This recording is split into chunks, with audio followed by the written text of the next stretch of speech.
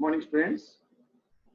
Now we are going to the class 5 in the ring theory, that is paper 5 in the 5th sem of final BSc. Okay, right? Now we are going to class 5 in the unit 1 of rings. Now we first learn the characteristic of a ring definition. The definition of characteristic of a ring. The characteristic of a ring R is P. If P is the least positive integer such that P into A is equal to 0 or all A belongs to R. That means if R is a ring and we are taking that A is an element in R, for that A, all the multiples of A which giving the answer 0, the least multiple is called the characteristic of that ring R. Here P is equal to 0 and P is the least positive integer. That's why this P is called the characteristic of the ring. For example, if 2 into A is 0 and 3 into A is 0, 4 into A is 0. The A multiples 2, 3, 4.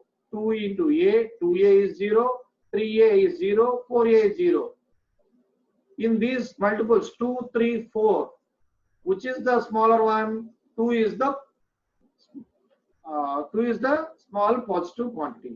That means that ring R has said to the characteristic is 2, because in all the multiples of A from R, in all the multiples from A from R is 2 is the least one. That's why we say that the 2 is the least. That means that 2 is the characteristic of the ring R. Okay.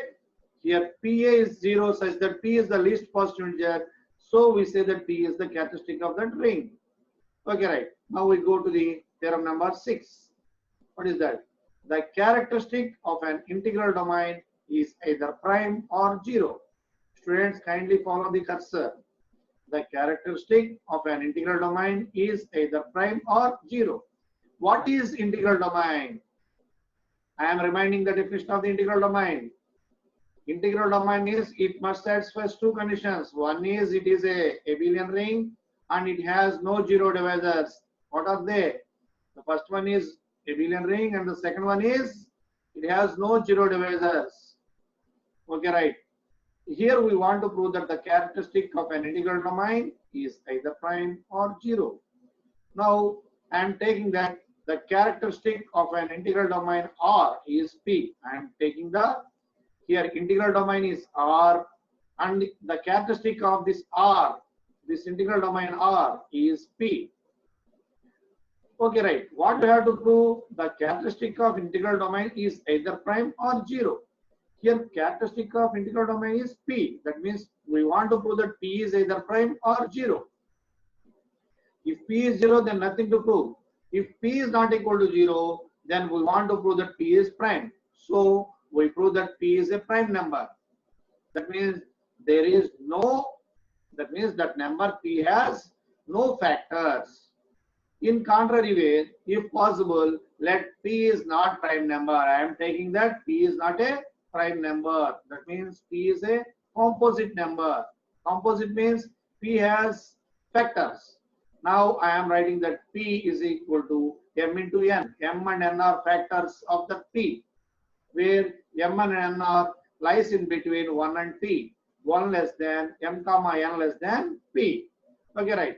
Now I am taking an element A is not equal to 0. A non-zero element A in R. Now what about A into A?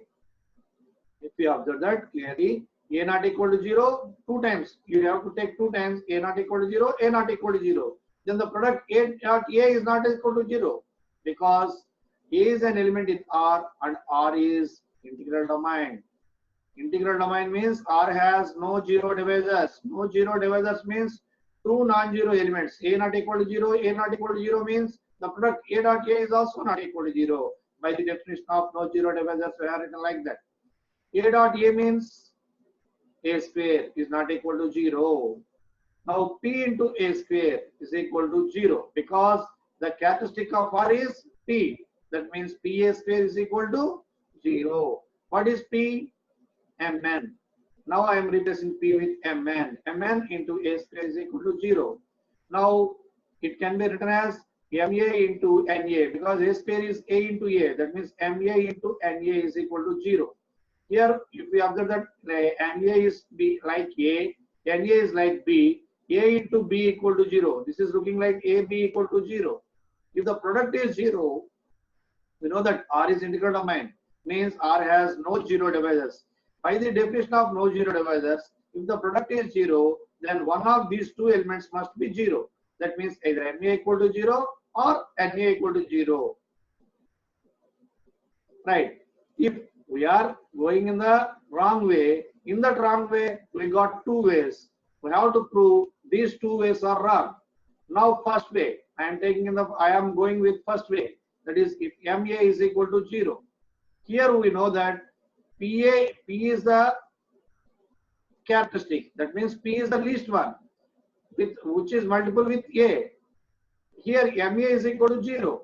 M is less than P. M is the least. M is less than P, which is not possible because P is the characteristic. Means P is the least one such that which is multiplying with A gives 0. If PA equal, here we have in the definition, if we observe that PA is equal to 0, P is the least positive integer only condition. In that only condition only, P is said to be the characteristic. Here P is the characteristic. That means Ma may not be a 0 because M is less than P. So we get contradiction to the characteristic of R is P. Oh, so we got the contradiction in this case. In the first place, Ma equal to 0. Now I am going with Na equal to 0. What is that? I am going with Na. We get contradiction to the characteristic of R is P because P is the characteristic means Pa equal to 0 says that P is the least one. Here N is less than P, which is not possible because P is the least one. Here we got N is least one such that Na equal to 0, which is impossible. So we get a contradiction in both cases. If Ma equal to 0, we got contradiction. If Na equal to 0, we got contradiction. That means the way what we have taken that P is not prime number is wrong. So the only possibility is P is a prime number. What is P? The characteristic of R, integral domain R is P, which is prime number. That means we prove that the characteristic of an integral domain is prime or 0. Because if not P, it may be a 0. Okay, the theorem is over. The next, now we go to the next theorem. Note, before that, I want to prove, because in the university question paper, many questions may be twisted like that. If you understand that there is another type of question is there, the characteristic of a field is either prime or 0. Before that, what we have proved, what we have learned that the characteristic of an integral domain is either prime or 0. Now there is another question is that the characteristic of an integral domain, the characteristic of a field is either prime or 0.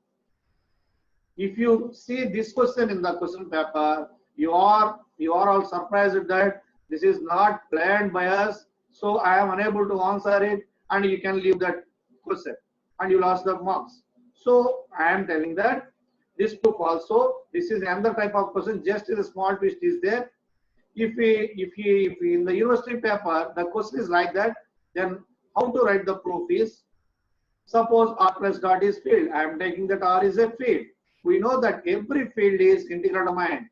We have proved in the previous theorems that every field is integral domain. I have already told that this is very important theorem. That is, every field is integral domain. That means R is field means R is integral domain. R is integral domain means the integral domain, if field converted into integral domain, that means in the field, if we replace integral domain, then what happens? The characteristic of an integral domain is either prime or 0. Is it right? That means field, every field is integral domain. In that field, we can replace integral domain. That means we got the upper statement. That is theorem number 6 statement. That means we can write the proof of the theorem number 6 from this onwards. That means we have, that's why I write here that write the proof of the theorem number 6 from here. Okay, right.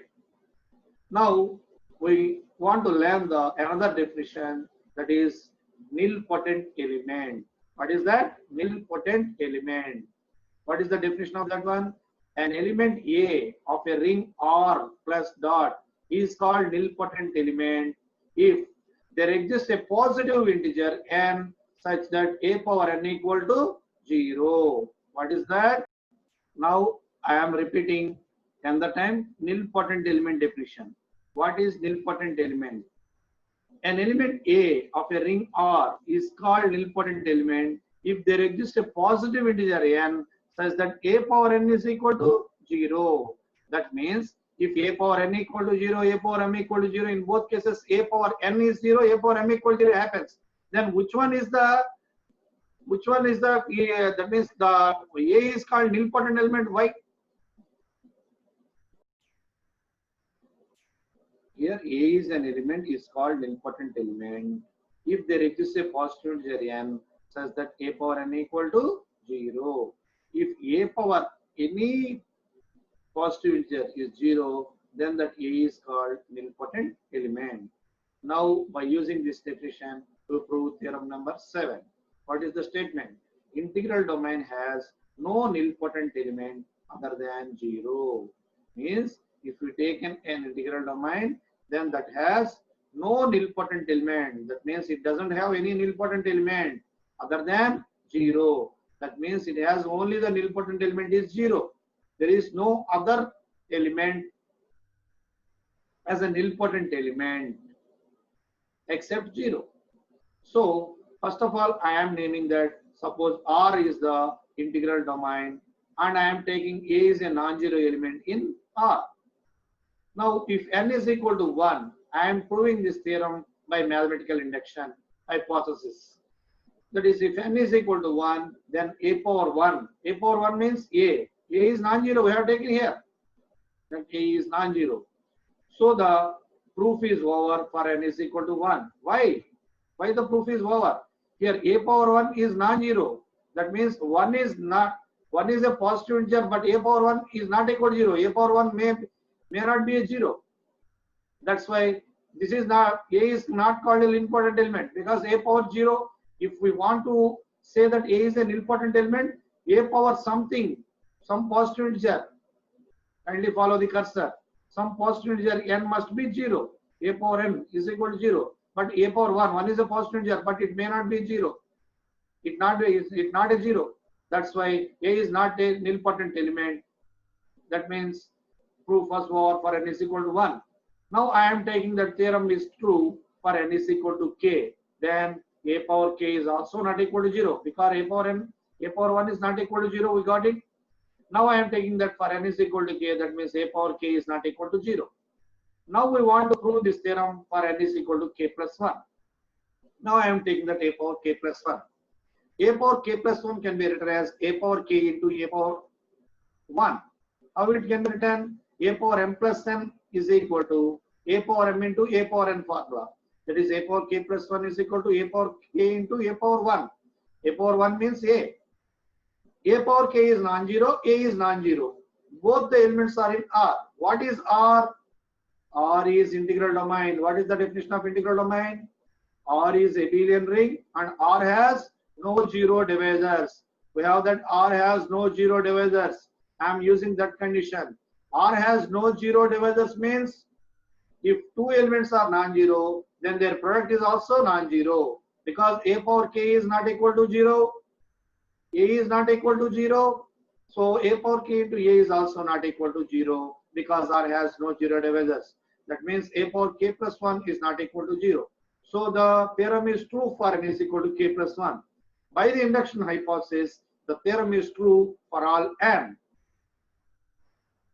That means the theorem statement is true means there is for any integral domain, it has no nilpotent element other than 0. I am taking that A is not equal to 0 means A is an element other than 0.